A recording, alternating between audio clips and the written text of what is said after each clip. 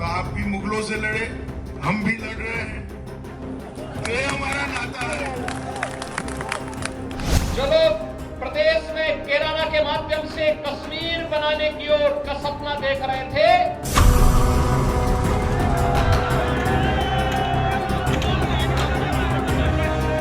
14 में थे, 17 में थे, 19 में थे और इस बार भी रहेंगे।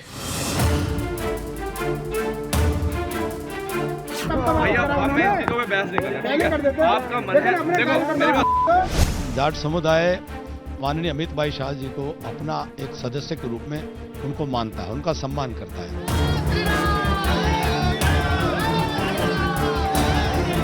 भाजपा ने जाटों से लड़ाई लड़ी, जाटों ने मुगलों को भगाया, जाट अब भाजपा को भी भगाएंगे। ये उत्तर प्रदेश के उन नेताओं की तस्वीरें हैं जो वोट मांगने अपने इलाके में निकल तो रहे हैं, लेकिन करना पड़ रहा है विरोध का सामना।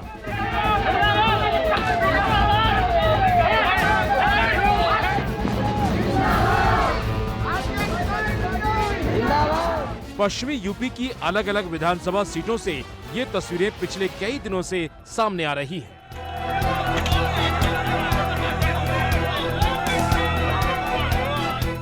शामली, मेरठ, बुलंदशहर और मथुरा जिलों से आई ये तस्वीरें भले ही अलग अलग हैं, लेकिन हर तस्वीर की कहानी एक है, और वो ये कि बीजेपी के उम्मीदवारों को गांवों में विरोध का सामना करना पड़ा है। और इन्हीं तस्वीरों की वजह से बीजेपी के तमाम बड़े नेताओं को जाट लैंड का मोर्चा संभालने उतरना पड़ा।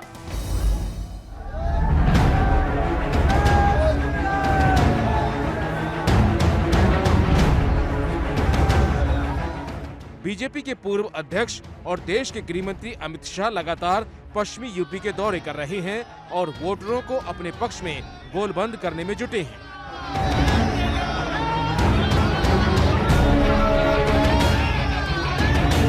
हमारा आपका नाता तो 650 साल पुराना है। आप भी मुगलों से लड़े, हम भी लड़ रहे हैं, तो ये हमारा नाता है। सीएम योगी भी पश्चिम में मोर्चा संभाले हैं और पुराने जख्मों को उभारकर जीत की कहानी लिखने की कोशिश कर रहे हैं। कोसी कला मथुरा से जो सिलसिला शुरू हुआ, मुजफ्फरनगर के दंगों को कौन भूल सकता है? बिजनौर के उपद्रव को कौन भूल सकता है? मेरठ के कर्फ्यू को और बुलंदशहर की अराजकता को कौन भूल सकता है? और ये उपद्रव, ये दंगाई, ये पेशेवर माफिया, किराना का प्लान कराने वाले लोग वही आज सपा, बसपा और कांग्रेस के प्रत्याशी बनकर के फिर से आ गए हैं। असल में लखनऊ की गद्दी तक जाने के लिए पश्चिमी यूपी ही दरवाजा है, और जो पश्चिमी यूपी के दरवाजे में जीत कर दाखिल होता है वही लखनऊ की लड़ाई का विजेता होता है। भारतीय जनता पार्टी और समाजवादी पार्टी गठबंधन के लिए पश्चिमी यूपी में जाट वोट जरूरी क्यों है? क्या है जाटों को जोड़कर रखने की दोनों खेमों की रणनीति? ये आपको बताएंगे, लेकिन इससे पहले ये समझिए कि बीजेपी और सपा के लिए जाट वोट जरूरी क्यों है। पश्चिम में लड़ाई इस बार बीजेपी के लिए आसान नहीं है। वो इसलिए क्योंकि एक तो किसान आंदोलन के चलते पहले से ही जाटों की सहानुभूति आरएलडी के साथ है।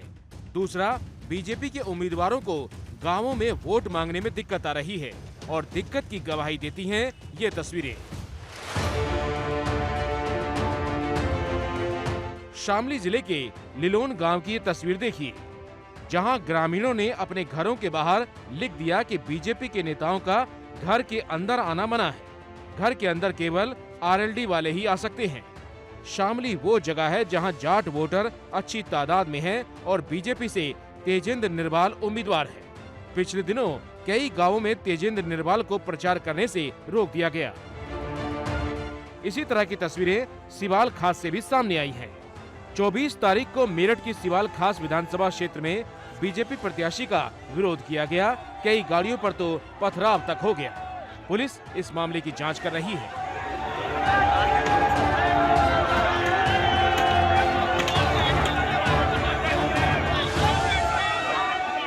जो प्रत्याशी हैं उनकी कुछ गाड़ियां जा रही थी छुरग्राम से, तो गांव के कुछ लोगों के द्वारा दूसरे पार्टी के झंडे दिखाए गए और पथराव करने का भी वीडियो सामने आया है। इनके द्वारा जो तहरीर दी जाएगी उस पर सुसंगत धाराओं में मुकदमा पंजीकृत किया जाएगा। विरोध का ऐसा ही वाकया मथुरा की बलदेव सीट पर भी हुआ, जब बीजेपी के मौजूदा विधायक पूरन प्रकाश वोट मांगने निकले। वायरल वीडियो इलाके के बल्टी घड़ी गांव का बताया जा रहा है। विरोध करने वाले आरएलडी जिंदाबाद के नारे लगाते कैमरे में कैद हुए। 2 दिन पहले बुलंदशहर में भी बीजेपी उम्मीदवार के विरोध की तस्वीरें सामने आई थी। गांव वालों ने बीजेपी उम्मीदवार देवेंद्र लोधी को लौटने पर मजबूर कर दिया। ग्रामीण इस बात से नाराज दिखे कि विधायक ने उनके इलाके में काम नहीं किया। ये वो तस्वीरें हैं जो सामने आई हैं। ऐसी तस्वीरों से बीजेपी के उम्मीदवारों को और भी इलाकों में रूबरू होना पड़ रहा है, और यही वजह है कि विरोध की धार को कुंद करने के लिए पिछले दिनों अमित शाह ने दिल्ली में जाट नेताओं के साथ मीटिंग की और बीजेपी के साथ जाट समुदाय के रिश्तों की दुहाई दी। जाट नेताओं के साथ हुई अमित शाह की इस बैठक के बाद पार्टी ने पश्चिम में अपनी रणनीति बदली। आरएलडी के जयंत चौधरी पर पार्टी ने नरम रुख दिखाया। जयंत चौधरी को लेकर बीजेपी के नेता अब संभल कर बोल रहे हैं। सभी समाज के लोगों का ये मानना है कि उन्होंने गलत रास्ता चुना। भविष्य में क्या हो सकता है, कुछ कहा नहीं जा सकता। उनके अपने समर्थक भी आज जयंत चौधरी जी को ये कहीं न कहीं संकेत दे रहे हैं कि आपने भूल कर दी, ऐतिहासिक भूल कर। बीजेपी के रणनीतिकारों का मानना है कि जैसे हरियाणा में दुष्यंत चौटाला ने जरूरत के वक्त बीजेपी का साथ दिया और सरकार बनवाई, वैसे ही चुनाव बाद जरूरत पड़ने की स्थिति में जयंत चौधरी बीजेपी के साथ आ सकते हैं।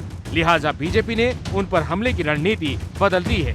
वैसे जयंत चौधरी अब राजनीति के मंजे खिलाड़ी की तरह ही खेल रहे हैं।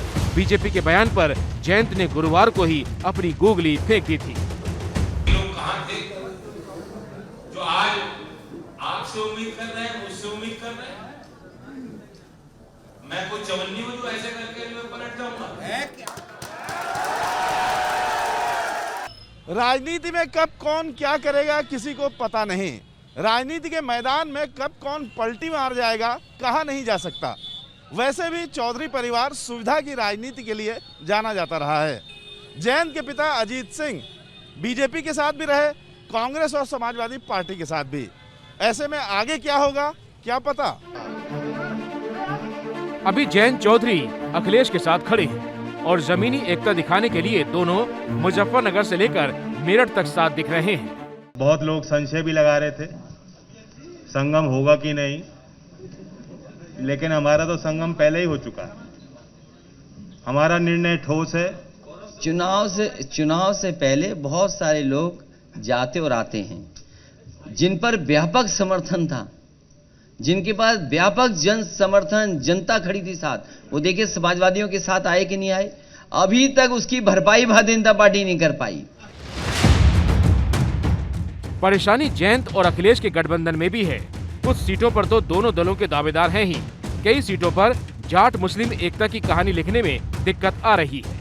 ऊपर से समाजवादी पार्टी के उम्मीदवार और समर्थक जिस तरह से बयान दे रहे हैं, उससे भी जाट वोटरों में कुलबुलाहट देखी जा रही है। लेकिन उन्होंने कहा कि आप बेफिक्र रहो, सरकार बन रही है, इंशाअल्लाह इनको छोड़ेंगे नहीं। जिस तरीके से ये हमारे साथ जुल्म कर रहे हैं, इनसे बदला लिया जाएगा और इनको एहसास करा दिया जाएगा। आगे ये 100 बार सोचेंगे कि कैसे होता है, कैसे झूठे करते होते हैं। मेरे भाइयों, लड़ाई छोटी सी नहीं है।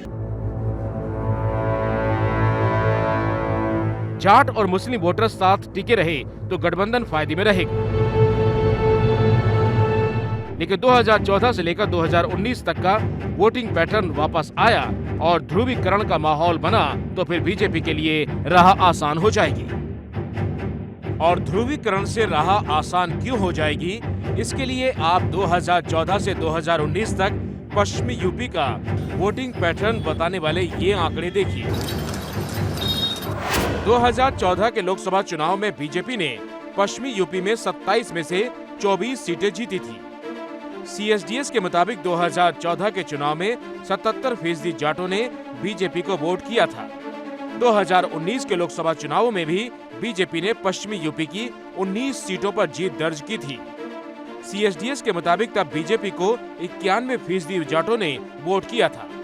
इसी तरह 2017 के विधानसभा चुनाव में बीजेपी ने पश्चिमी यूपी की 136 में से 109 सीटें जीती और तब बीजेपी को 39% जाट वोट मिले थे।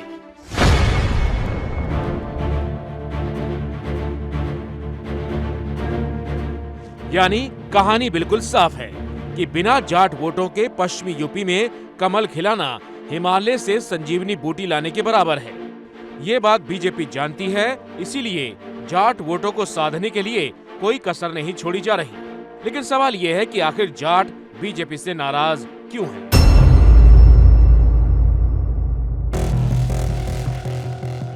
किसान आंदोलन जाट नाराजगी की सबसे बड़ी वजह बना। पहली वजह, जब पश्चिमी यूपी के किसान कृषि कानून बिल का विरोध करते हुए 1 साल तक दिल्ली बॉर्डर पर बैठे रहे। नाराजगी की दूसरी वजह, उत्तर प्रदेश में गन्ने की कम बढ़ी कीमतें। तीसरी वजह जाट आरक्षण को लेकर है। दरअसल जाट केंद्र में आरक्षण चाहते हैं। तमाम इस तरह के राजनीतिक हथकंडे जाट समाज के साथ चलते रहे, लेकिन अमित शाह जी ने जो वादे 2017 में किए थे या 2019 में किए थे, वे वादे पूरे नहीं हुए और जाट समाज पूरे पश्चिमी उत्तर प्रदेश में किसानों की मांग को लेकर, जाट आरक्षण की मांग को लेकर बेहद नाराज है, जिसका चुनाव में बड़ा नुकसान भाजपा को हो सकता है। बीजेपी को यूपी की सत्ता हासिल करने के लिए जाट वोटों की जरूरत है और इसीलिए रूठे हुओं को मनाने का सिलसिला चल पड़ा है। जाट वोटों की नाराजगी की वजह से ही जयंत चौधरी और अखिलेश का गठबंधन पूरे कॉन्फिडेंस में है।